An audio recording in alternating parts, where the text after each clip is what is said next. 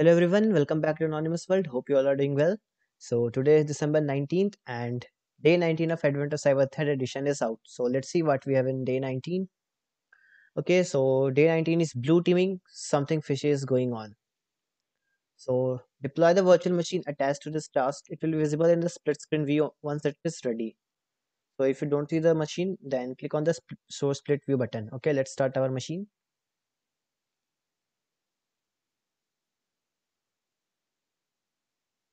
Okay, so it's visible in split view. Let's go ahead. So Skidder received reports of multiple phishing attempts from various elves. One of the elves shared the email that was sent to her along with the attachment. The email was forwarded as a .eml file along with a base64 encoded string in a text file. As Grinch Enterprises up to their shenanigans, let's see what Grinch Enterprises are doing this time. Okay, so today we will learn about phishing. So, Grinch Enterprises use a technique known as phishing to attempt to infiltrate a target organization and gain a foothold or initial access. Okay, so according to MITRE attack framework, phishing is defined as adversaries may send phishing messages to gain access to victim systems. All forms of phishing are electronically delivered social engineering. Phishing can be targeted, known as spear phishing. In spear phishing, a specific individual, company, or industry will be targeted by the adversary.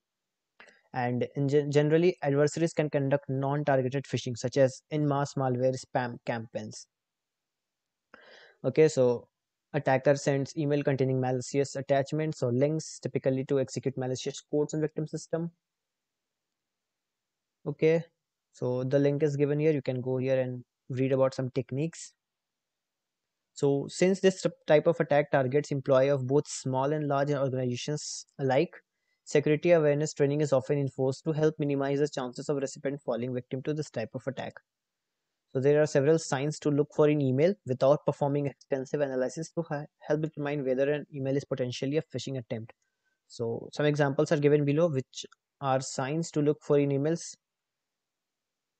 Okay, so they are: do you know the sender? Know the do we know the sender? Does the email address matches with the sender? Does the reply to email match the sender? Then in the email body, does the email greet you personally or it is very generic? Does the email contains any grammatical mistakes or misspelled words? And does the email give you a sense of urgency where you needed to act fast, such as deadline to prevent your account from being disabled? So sometimes you may see you received a message stating that reset your Facebook password or Instagram password or bank account PIN instantly or it will be deactivated. Does the email contain a link or a clickable button that redirects you to a website? So is this a legitimate website or a random website? Is there any attachment to the email? Okay, so now you are ready to dive in. Within the attached virtual machine, open the mail application. Okay, so here is our mail application. Let's open this.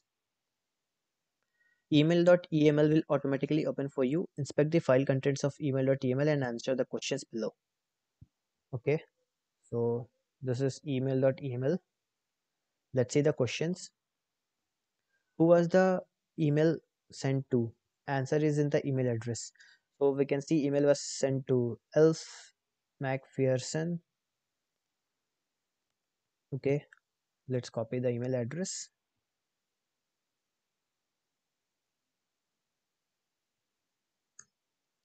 Now next, phishing emails use similar domains of their targets to increase the likelihood the recipient will be tricked into interacting with the email.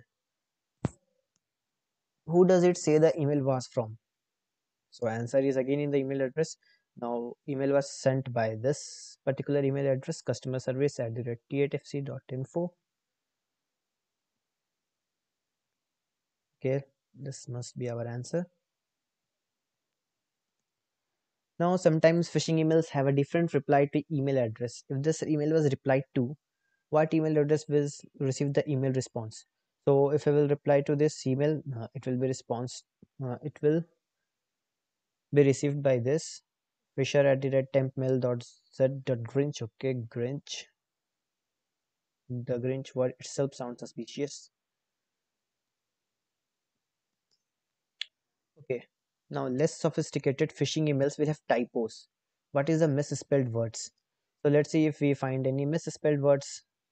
Dear Elf, we would like to inform you that your TBFC online banking has been temporarily limited because you haven't uploaded your password according to our new terms of use.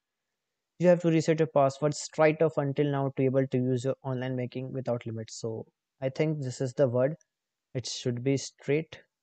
So let's try that here. Okay, so it was our misspelled word. Now the email contains a link that will redirect the recipient to a fraudulent website in an effort to collect credentials. What is the link to credential harvesting website? Okay, so here link is given, research your internet banking password. Let's copy this link, copy link location. Let's see. Okay,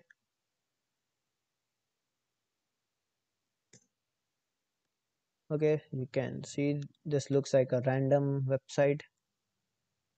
Now view the email source code. There is an unusual email header. What is the header and its value? So let's see how we can see the email header. Sorry, source code. So when reviewing an email source code, you will typically see encoded strings in base 64. So an example is given here. We can see a base 64 encoded string. To view the source code of the email, please reference the example below. Okay, click on more, then view source. Okay, here is more, then view source. Now we need to look for an unusual email header. So headers are given to the left, delivered to, received, XQL SMTP source, X received, message signature, authentication, return, received. They all look legitimate. Okay, this is something unusual. X cringe, then some random characters. I think this is the unusual header.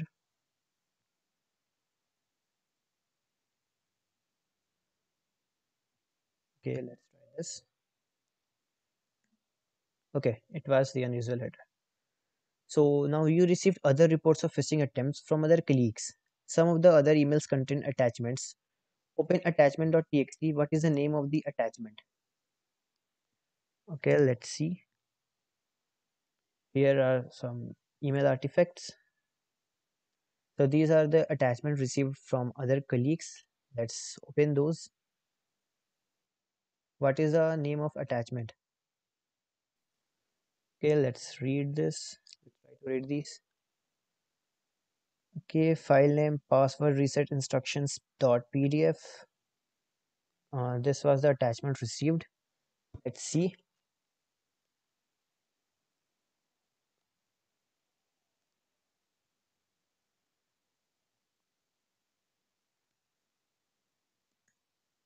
Okay, so this was the attachment received by other colleagues. So what is the flag in the PDF file? So we need to find the flag if hidden in this particular PDF file. But I can't see that PDF file here.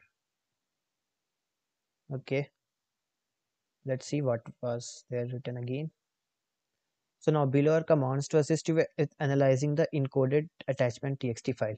So we can see a long base 64 string is given here. So contents are encoded in base 64. So you can use Linux command line to read the contents of the file. Okay, let's open our terminal. Okay, let's see where we are. Okay, now we can use cat to read our files.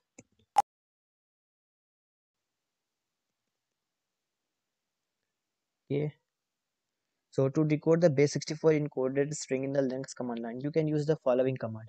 Okay, so this whole base 64 string is already written in another file, which is base 60 attachment base 64 only.txt.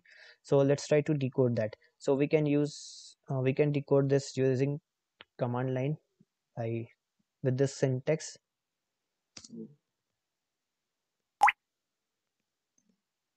Okay, then we need to use a pipe symbol, then base 64, then -d for decoding. Okay, so it's decoded.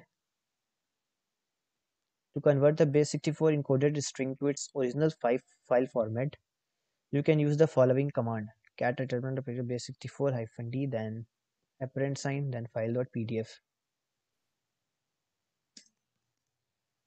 file.pdf. Okay, now let's see our folder. We can see a file.pdf is created here. So how we knew that this is a PDF file? So we knew the file is a PDF file based on the magic header. You can see that the water magic headers, you can, they're also known as file signatures. So a Wikipedia link is given here. You can go there and read more about file signatures or magic headers. Okay, so now let's open our PDF.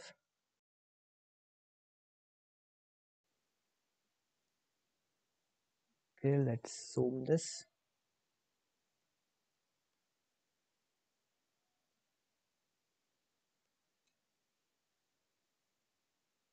Okay, so we got our flag, which is okay. So we are done with our day 19. So that's all for this video. I will see you tomorrow in day 20.